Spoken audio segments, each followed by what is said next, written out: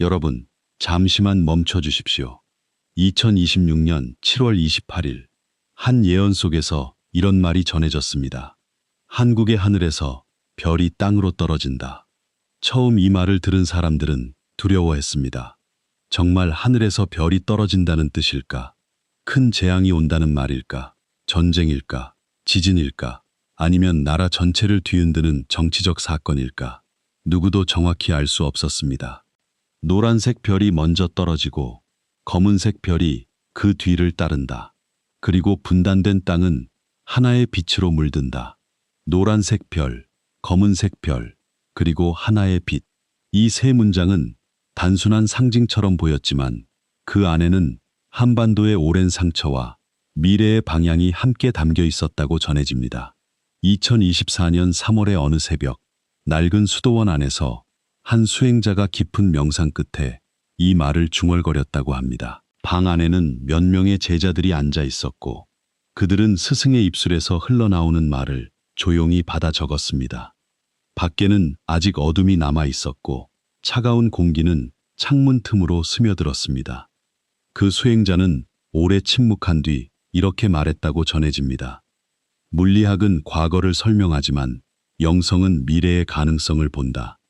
나는 더 이상 공식 속에서 답을 찾지 않는다. 그것은 한반도의 오래된 업이 드러나는 해, 남과 북이 동시에 자기 안의 그림자와 마주하는 해, 그리고 세계가 한국이라는 작은 반도를 다시 바라보게 되는 해라고 했습니다. 그러나 먼저 분명히 말씀드리고 싶습니다. 예언은 운명이 아닙니다. 예언은 경고입니다. 그리고 경고는 아직 바꿀 수 있다는 자비입니다. 불교의 눈으로 보면 미래는 하늘에서 갑자기 떨어지는 것이 아닙니다. 오늘 우리가 짓는 말이 내일의 관계가 되고, 오늘 우리가 키우는 탐욕이 내일의 고통이 되며, 오늘 우리가 외면한 상처가 언젠가 거대한 혼란으로 돌아옵니다. 한 사람에게 업이 있듯 가정에도 업이 있고 나라에도 업이 있으며 한반도라는 땅에도 오랫동안 쌓인 공동업이 있습니다. 그러므로 오늘의 예언을 들을 때 우리는 공포에 빠져서는 안 됩니다. 왜 별이 떨어진다고 했는가? 왜 노란색 별과 검은색 별이라고 했는가? 왜 두 별이 떨어진 뒤에야 하나의 빛이 온다고 했는가? 그리고 우리는 그 시간 앞에서 무엇을 준비해야 하는가? 이 질문이 오늘 이야기의 중심입니다. 수행자의 예언에 따르면 노란색 별은 남쪽을 가리키는 상징이라고 전해집니다. 겉으로는 밝고 경제도 움직이고 거리에는 불빛이 가득하며 남쪽의 그림자는 무엇입니까? 분열입니다. 불신입니다. 비교입니다. 탐욕입니다. 그리고 서로를 향한 피로입니다.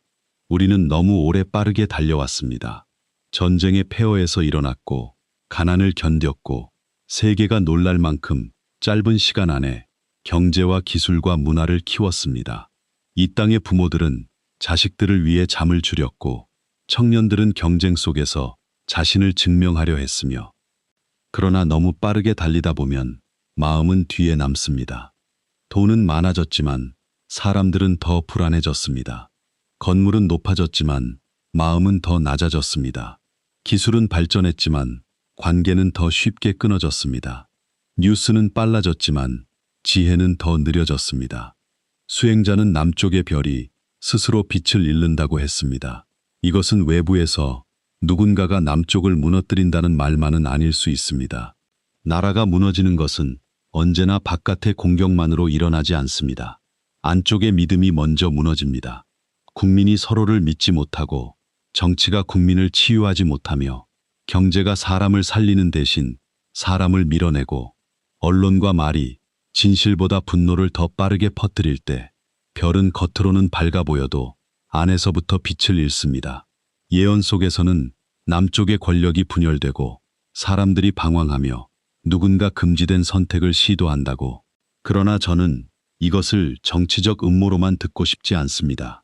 수행자의 언어에서 금지된 선택이란 위기의 순간에 원칙을 버리고 생존만 붙잡는 선택일 수 있습니다.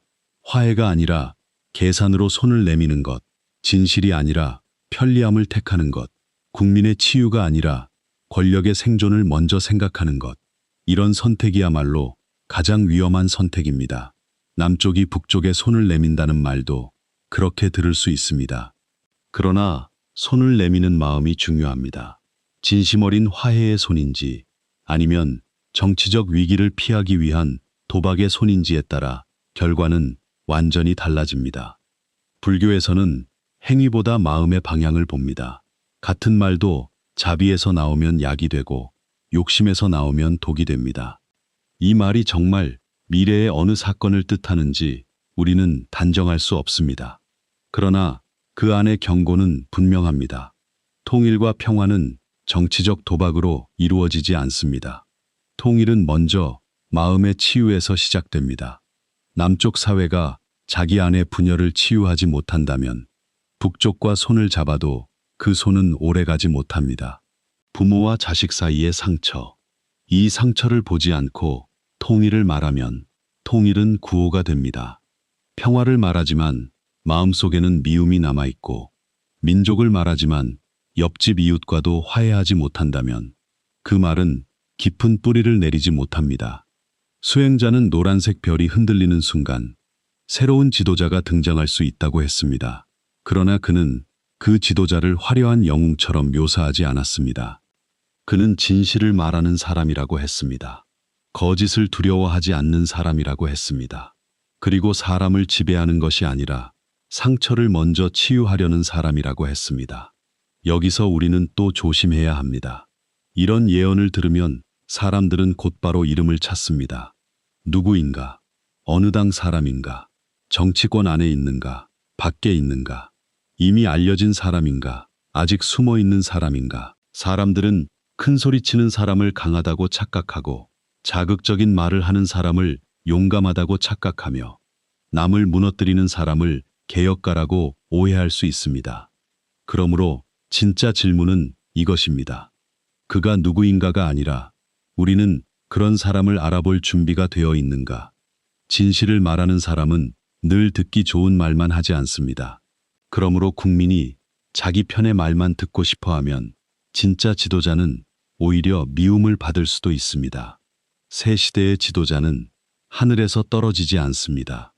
국민의 마음이 준비될 때 그 마음이 불러내는 것입니다. 국민이 분노를 원하면 분노를 파는 사람이 올라오고 국민이 복수를 원하면 복수의 언어를 쓰는 사람이 힘을 얻습니다. 그러나 국민이 치유를 원하고 진실을 원하고 더 깊은 책임을 원할 때 비로소 다른 지도력이 나타납니다. 신성하다는 것은 완벽하다는 뜻이 아닙니다. 흠이 없다는 뜻도 아닙니다. 신성함은 자기 욕망보다 더 큰 책임을 보는 마음입니다. 자기 편의 승리보다 국민의 상처를 먼저 보는 마음입니다. 권력을 차지하는 것이 아니라 무너진 신뢰를 다시 세우는 마음입니다. 그 주위에 7명의 현자가 모인다는 말도 전해집니다.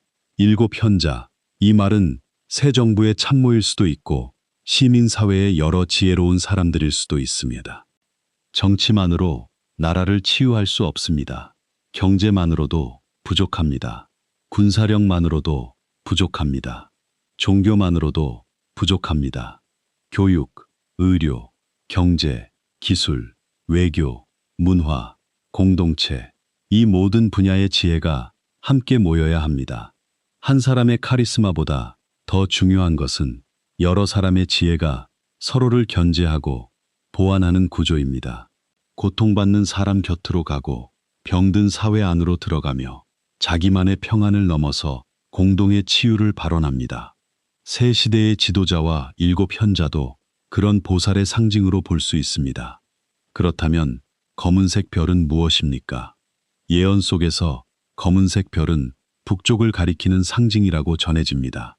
오랫동안 닫힌 체제, 어둠 속에서 통제되어 온 사람들, 외부의 빛을 두려워하면서도 동시에 그 빛을, 그것은 북쪽 사람들이 견뎌온 굶주림과 공포, 침묵과 단절의 긴 밤을 뜻합니다. 수행자는 말했습니다. 검은색 별도 같은 시기에 떨어진다. 두 별은 서로 다른 색이지만 같은 하늘에서 떨어진다. 이 말은 깊습니다. 남과 북은 서로 대립해왔지만 동시에 서로를 지탱해온 이상한 관계였습니다. 남쪽의 어떤 세력은 북쪽의 위협을 통해 자기 존재 이유를 얻었고 북쪽의 체제는 남쪽과의 대결을 통해 내부 통제를 정당화해 왔습니다. 서로 미워하면서도 서로를 필요로 하는 관계. 이것은 집착과 혐오가 뒤엉킨 오래된 업입니다. 그런데 한쪽이 흔들리면 다른 쪽도 흔들립니다. 한쪽의 별이 빛을 잃으면 다른 쪽의 그림자도 더 이상 같은 방식으로 유지될 수 없습니다. 예언 속에서는 북쪽 내부에서 빛이 깜빡인다고 했습니다. 공포는 사람을 오래 묶어둘 수 있습니다. 그러나 영원히 묶어둘 수는 없습니다. 굶주림이 깊어지고 외부 세계의 정보가 스며들고 젊은 세대가 다른 삶을 보기 시작하면 공포의 벽에는 작은 금이 생깁니다. 처음에는 아주 작은 틈입니다. 그러나 틈으로 들어온 빛은 다시 어둠이 되기 어렵습니다. 예언은 말합니다. 검은색 별 안에 사는 사람들이 바깥 세상을 보기 시작한다. 이 말은 북쪽 사람들을 향한 조롱이 아닙니다. 오히려 깊은 연민입니다. 그들도 우리와 같은 사람입니다. 어머니가 있고 아이가 있고 노인이 있고 배고픔이 있고 꿈이 있습니다. 우리는 체제를 비판할 수 있지만 사람의 고통을 조롱해서는 안 됩니다. 북쪽의 변화가 온다면 그것은 누군가의 승리가 아니라 수많은 사람의 눈물 위에서 오는 변화일 것입니다. 내 언어와 제도가 다른 사람에게도, 심지어 나를 적으로 배워온 사람에게도 그 안에 있는 고통을 볼 수 있어야 합니다. 수행자는 북쪽의 붕괴를 단순한 무력 충돌로 보지 않았다고 전해집니다. 오히려 내부의 갈증, 즉 진실을 향한 목마름과 삶을 향한 갈망이 체제를 흔든다고 했습니다. 총으로 배를 채울 수 없고 선전으로 마음을 영원히 가둘 수 없으며 두려움으로 젊은 세대의 꿈을 완전히 막을 수 없다는 것입니다. 오히려 그 순간이 가장 위험할 수 있습니다. 갑작스러운 공백, 난민, 군사적 오판, 외부 강대국의 개입, 남쪽 내부의 혼란, 이 모든 것이 한꺼번에 밀려올 수 있습니다. 그래서 예언은 우리에게 겁을 주는 것이 아니라 준비하라고 말하는 것입니다. 통일을 낭만으로만 생각하면 위험합니다. 통일을 경제적 이익으로만 생각해도 위험합니다. 그리고 고통이 고통을 만나면 자비와 지혜가 없으면 더 큰 상처가 됩니다. 남쪽 사람들은 북쪽 사람들을 가난한 사람, 뒤처진 사람, 부담으로만 보아서는 안 됩니다. 북쪽 사람들도 남쪽 사람들을 차갑고 이기적인 사람, 자기들을 버린 사람으로만 보아서는 안 됩니다. 서로의 시간을 들어야 합니다.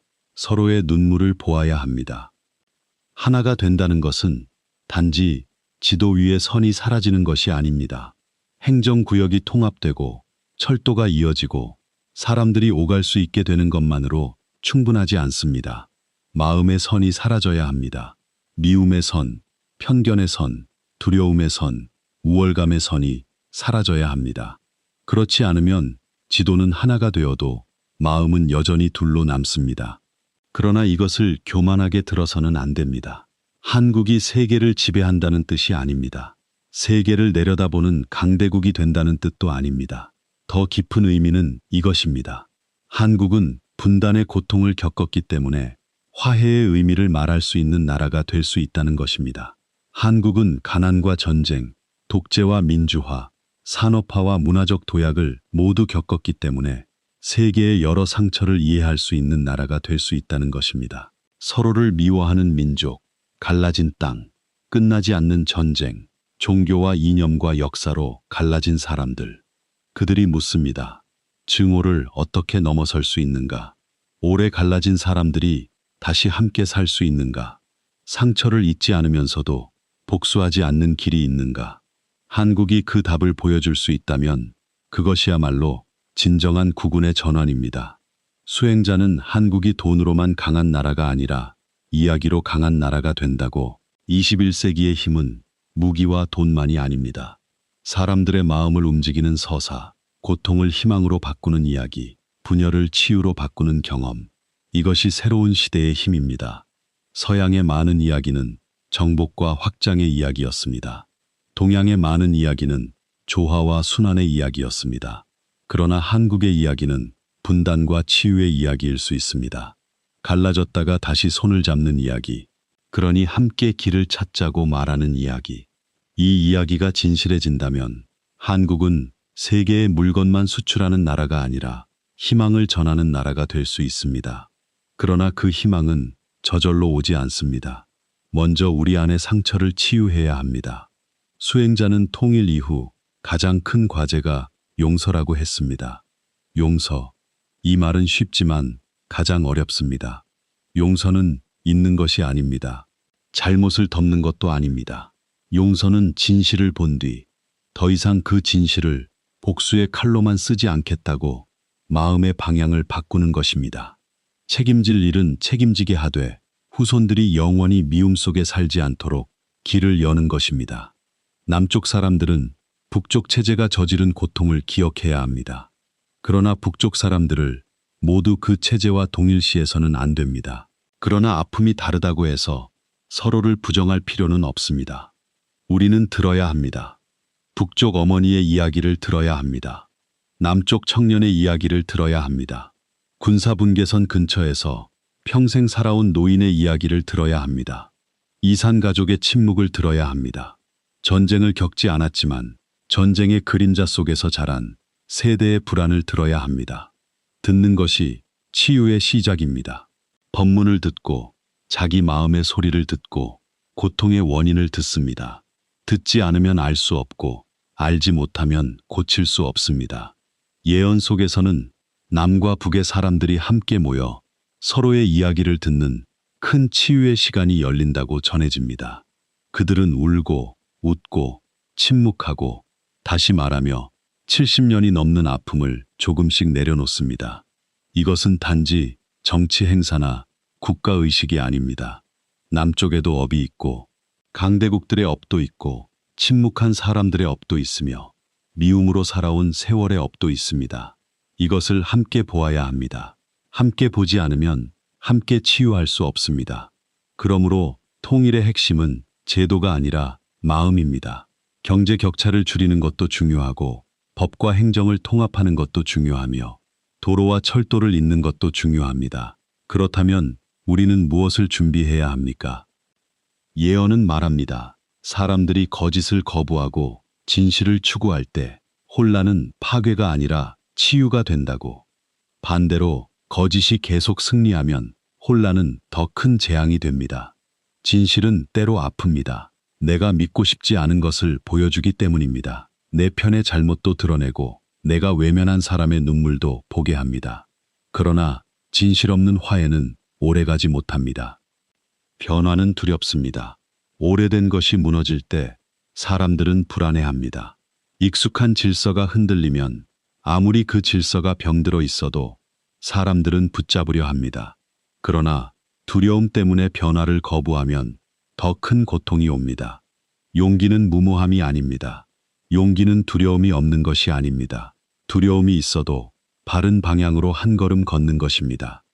셋째, 연대를 준비해야 합니다. 혼자서는 아무것도 할 수 없습니다.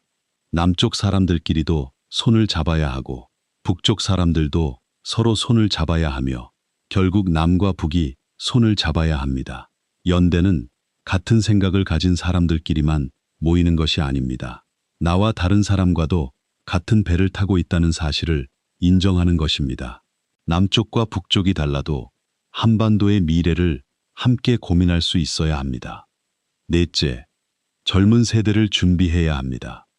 노인들에게 분단은 기억입니다. 그러나 젊은이들에게 통일은 미래가 될 수 있습니다. 젊은 세대가 통일을 부담으로만 느낀다면 통일은 오기 어렵습니다. 통일이 내 삶에 무슨 의미가 있는가? 내 취업과 주거와 미래도 어려운데 왜 내가 통일을 생각해야 하는가? 북쪽과 하나가 되면 정말 우리 삶이 나아지는가? 이 질문을 무시해서는 안 됩니다. 애국심만으로 설득하려 해서는 안 됩니다. 통일이 청년들에게 새로운 기회가 될 수 있다는 것을 구체적으로 보여주어야 합니다. 새로운 시장, 새로운 땅, 새로운 문화, 새로운 일자리, 새로운 세계적 역할, 그러나 동시에 그 진실해야 신뢰가 생깁니다. 다섯째, 마음을 준비해야 합니다. 가장 중요합니다. 경제적 준비보다 깊은 것이 마음의 준비입니다. 통일은 사람의 마음을 시험합니다. 내가 가진 것을 나눌 수 있는가? 나보다 어려운 사람을 무시하지 않을 수 있는가? 내 세금이 쓰일 때 분노만 하지 않고 더 큰 미래를 볼 수 있는가? 다른 말투와 습관과 생각을 가진 사람을 받아들일 수 있는가? 그러나 마음이 준비되면 통일은 큰 공덕이 됩니다. 예언은 우리에게 말합니다. 큰 일을 할 필요는 없다. 작은 일부터 시작하라. 북한 사람을 적으로만 보지 않는 것, 남북 문제에 관심을 갖는 것, 우리 역사와 문화를 다시 공부하는 것, 서로를 미워하는 말을 줄이는 것, 확인되지 않은 공포를 퍼뜨리지 않는 것, 분단을 정치적 도구로만 쓰지 않는 것, 이 작은 일들이 모여 공동업을 바꿉니다. 불교에서는 작은 선업도 결코 작지 않다고 봅니다. 한 방울의 물이 모여 강이 되고 한 사람의 말이 누군가의 마음을 살리며 한 번의 자비로운 선택이 긴 인연을 바꿀 수 있습니다. 나라의 운명도 결국 수많은 사람의 작은 선택이 모여 만들어집니다. 예언 속 수행자는 마지막에 이렇게 말했다고 전해집니다. 미래는 정해진 것이 아니다. 그것은 선택의 결과다. 그가 본 2026년과 그 이후의 모습은 확정된 운명이 아니라 현재의 흐름이 그대로 이어질 때 나타날 수 있는 가장 강한 가능성일 뿐이라고 했습니다. 사람들이 다른 선택을 하면 다른 미래가 온다는 것입니다. 이것이 예언의 자비입니다.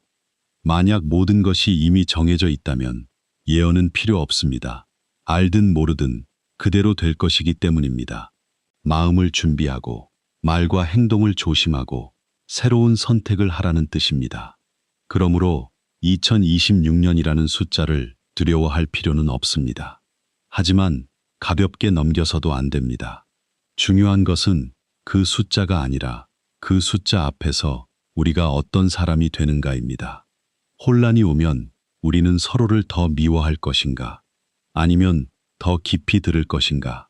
두 별이 흔들리면 우리는 과거의 원한을 붙잡을 것인가? 아니면 미래의 치유를 선택할 것인가? 이 질문 앞에서 우리는 모두 책임이 있습니다. 어느 노인을 떠올려 보십시오. 그는 평생 북쪽에 가족을 두고 살았습니다. 젊었을 때는 언젠가 만나겠지 했고 중년에는 그래도 살아만 있어달라고 빌었으며 노년이 되어서는 이제 얼굴도 기억이 흐려졌습니다. 그러나 밤이 되면 여전히 생각합니다. 만약 다시 만난다면 나는 무슨 말을 먼저 해야 할까? 왜 이렇게 오래 갈라졌는지, 누가 우리 삶을 이렇게 만들었는지 묻고 싶었습니다. 그러나 시간이 흐르며 원망보다 더 큰 마음이 올라왔습니다. 그저 살아만 있었으면 좋겠다. 이 마음이 통일의 가장 깊은 뿌리일 수 있습니다. 이념보다 깊고 정치보다 깊고 경제보다 깊은 마음, 다시 만나고 싶은 마음, 서로의 눈을 보고 싶은 마음, 늦었지만 그래도 손을 잡고 싶은 마음. 세금은 어떻게 될까? 일자리는 어떻게 될까? 혼란이 오면 내 삶은 더 어려워지는 것 아닐까? 그는 통일을 감동적인 이야기로만 들을 수 없습니다. 그의 현실은 이미 너무 무겁기 때문입니다. 그 청년의 걱정도 틀리지 않습니다. 그래서 통일은 감정만으로 준비해서는 안 됩니다. 정책이 필요하고 계획이 필요하고 경제적 준비가 필요합니다. 그러나 동시에 그 청년에게도 말해주어야 합니다. 그것은 부담만이 아니라 새로운 상상력의 문일 수 있다고. 한반도가 더 넓어지고 길이 열리고 새로운 도시와 산업과 문화가 생길 수 있다고. 그리고 무엇보다 갈라진 민족이 치유되는 경험은 세계 어디에도 없는 깊은 이야기가 될 수 있다고. 젊은 세대가 이 이야기를 자기 미래로 느낄 때 통일은 살아있는 가능성이 됩니다. 예언 속에서는 한국이 세계 평화의 중심이 될 수 있다고 말합니다. 작은 나라라도 깊은 이야기를 가진 나라, 시대가 필요로 하는 정신을 보여준 나라는 세계의 마음을 움직였습니다. 한국이 보여줄 수 있는 것은 무엇입니까? 상생입니다. 치유입니다. 분단을 넘어선 화해입니다. 고통을 희망으로 바꾸는 힘입니다. 그러나 한국이 이 역할을 하려면 먼저 자기 안의 분열을 줄여야 합니다. 남남 갈등을 해결하지 못한 나라가 남북 화해를 이끌 수 없습니다. 그러므로 통일 준비는 거창한 곳에서만 시작되지 않습니다. 우리 집의 대화에서 시작됩니다. 댓글 하나에서 시작됩니다. 뉴스 앞에서 멈추는 마음에서 시작됩니다. 상대편을 향한 조롱을 삼키는 데서 시작됩니다. 북쪽 사람들을 적이 아니라 고통받는 같은 인간으로 보는 시선에서 시작됩니다. 불교 수행도 그렇습니다. 나라의 운명도 결국 이런 작은 마음들의 합입니다. 수행자는 말했다고 합니다. 예언을 맹신하지 말라. 예언은 도구일 뿐이다. 중요한 것은 당신 자신의 판단과 선택이다. 이 말은 매우 중요합니다. 진짜 수행자는 사람들을 자기에게 묶어두지 않습니다. 깨어나게 합니다. 무조건 믿으라고 하지 않고 스스로 보라고 합니다. 그러므로 오늘 이 이야기를 들으신 여러분도 맹신하지 마십시오. 그러나 완전히 비웃으며 버리지도 마십시오. 그 중간에서 보십시오. 예언이 맞느냐 틀리느냐를 넘어 지금 한반도에 어떤 상처가 있는지, 우리 사회가 무엇을 준비해야 하는지, 내 마음은 어떤 방향으로 가고 있는지 보십시오. 그것이 예언을 바르게 듣는 태도입니다. 서로를 향한 말을 준비해야 합니다. 분열보다 치유를 선택할 준비를 해야 합니다. 공포보다 지혜를 선택할 준비를 해야 합니다. 변화는 갑자기 오는 것처럼 보이지만 사실 오래전부터 준비되어 온 것입니다. 얼음이 깨지는 순간은 갑작스럽지만 관계가 깨지기 전에는 작은 침묵들이 있었고, 건강이 무너지기 전에는 몸에 작은 경고들이 있었으며, 사회가 흔들리기 전에는 사람들의 불신과 피로가 오래 쌓여 있었습니다. 그래서 깨어있는 사람은 작은 신호를 봅니다. 작은 말의 변화를 보고, 작은 마음의 균열을 보고, 작은 불안을 외면하지 않습니다. 예언은 그런 작은 신호를 크게 보여주는 거울입니다. 2026년이라는 문 앞에서 하늘은 우리에게 묻고 있는지도 모릅니다. 당신은 어떤 미래를 선택하겠습니까?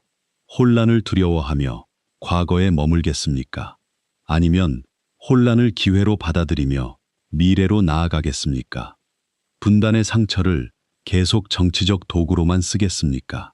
아니면 그 상처를 세계를 치유할 지혜로 바꾸겠습니까? 노란색 별과 검은색 별이 흔들릴 때 당신은 어둠만 볼 것입니까? 이 예언의 주인공은 어느 한 정치인도 아닙니다. 이 예언의 주인공은 바로 우리입니다. 우리의 선택이 모여 역사가 됩니다. 우리의 말이 모여 민심이 됩니다. 우리의 발언이 모여 국운이 됩니다. 오늘 밤 잠시 눈을 감고 발언해 보십시오. 이 땅의 오래된 분단이 증오가 아니라 치유의 길로 풀리게 하소서. 남쪽의 상처가 먼저 치유되게 하소서. 새로운 지도력이 나타난다면 그것이 권력의 욕망이 아니라 자비와 지혜의 길이 되게 하소서. 일곱 현자의 지혜처럼 여러 분야의 맑은 사람들이 나라를 위해 모이게 하소서. 통일이 온다면 복수의 통일이 아니라 용서와 진실의 통일이 되게 하소서. 한국이 세계를 지배하는 나라가 아니라 세계의 상처를 듣는 등불의 나라가 되게 하소서. 예언은 확정된 미래가 아닙니다. 예언은 가장 강한 가능성을 보여주는 거울입니다. 그 거울 앞에서 우리가 어떤 얼굴을 할지는 우리의 몫입니다. 노란색 별이 떨어진다고 해도 그것이 끝일 필요는 없습니다. 검은색 별이 흔들린다고 해도 그것이 재앙으로만 끝날 필요는 없습니다. 두 별이 떨어진 뒤 하나의 빛이 온다는 말은 어쩌면 이런 뜻일지도 모릅니다. 오래된 증오가 내려앉은 자리에서 마침내 하나의 등불이 켜진다. 그 등불은 하늘에서 떨어지는 것이 아닙니다. 그 등불은 우리 마음에서 켜집니다. 그러니 여러분, 두려움 속에서도 마음의 등불을 꺼뜨리지 마십시오. 분노 속에서도 자비를 잃지 마십시오. 혼란 속에서도 지혜를 놓지 마십시오. 그리고 무엇보다 2026년의 문이 정말 열릴지, 그 문 너머에 어떤 한반도가 기다리고 있을지는 아무도 단정할 수 없습니다. 그러나 분명한 것은 있습니다. 그 문 앞에서 우리는 선택해야 합니다. 어둠 속에서 두려워할 것인가? 새로운 빛을 향해 걸어갈 것인가? 과거의 미움에 머물 것인가? 미래의 치유를 준비할 것인가? 선택은 우리에게 있습니다. 그리고 그 선택이 모여 역사가 됩니다.